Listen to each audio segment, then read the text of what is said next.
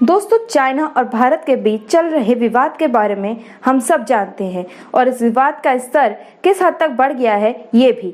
इस विवाद के चलते भारत ने बॉयकॉट चाइना का रुख अपना लिया है। तो आज मैं आप सबको यही बताऊंगी कि ये बॉयकॉट चाइना क्या है और इस पर लोगों का रुख भी। तो आप सबका स्वागत है हमारे चैनल व्यू पॉइंट में।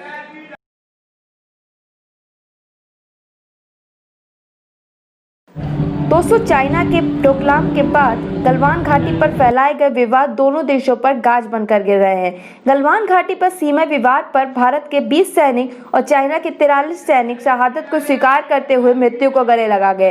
इतने सैनिकों की मृत्यु के बाद भी ये विवाद को बातचीत से खत्म करने का प्रयास किया गया, पर चाइना समझने को तैयार नहीं है। उसने बातचीत के बाद LAC पर अपने मिलिट्री हेडक्वार्टर्स बनाए, जिसके कारण अब भारत ने भी कड़ा रुख अपना लिया है और वह चाइना से हर तरह के व्यापार को खत्म करना चाहता है, जिसके लिए भारत ने बॉयकॉट चाइना का रुख अपनाया है। चाइना को युद्ध स्तर पर झटका देने के बाद अब भारत का चाइना को आर्थिक स्तर पर तोड़ने का प्रयास जारी है। चाइना के आर्थिक स्तर को बढ़ावा देने में भारत का महत्वपूर्ण योगदान है। चाइना का पूरे विश्व में होने वाला कारोबार का आधे से ज्यादा प्रतिशत केवल भारत से जाता है। भारत से चाइना के एफसी केवल 8.3 बिलियन का बिजनेस करते हैं, जो कि एक अर्थव्यवस्था को गिराने या उठाने के लिए बहुत बड़ी रकम है। चीन का कारोबार पूरे विश्व भर में फैला हुआ है। चाइना का आयात निर्यात पूरे विश्व से होता है।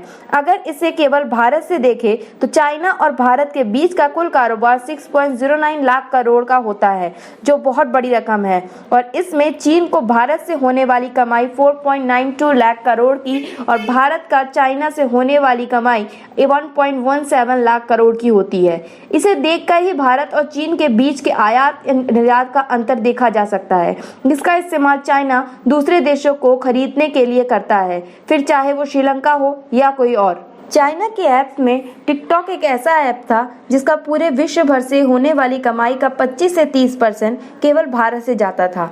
इसलिए टिकटॉक का भारत में बैन होना बहुत ज़रूरी था। और रही बात पबजी की, तो पबजी एक कोरियन ऐप है, ना कि चाइनीज़। इसमें चाइना का केवल 10% का शेयर है, इसलिए इसे बैन नहीं किया गया।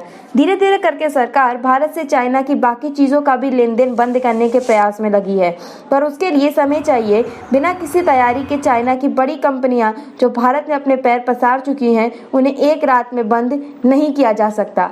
सरकार के इस कदम की तारीफ करते हुए बाकी देश भी बॉयकॉट चाइना पर अपना रुख मोड़ रहे हैं।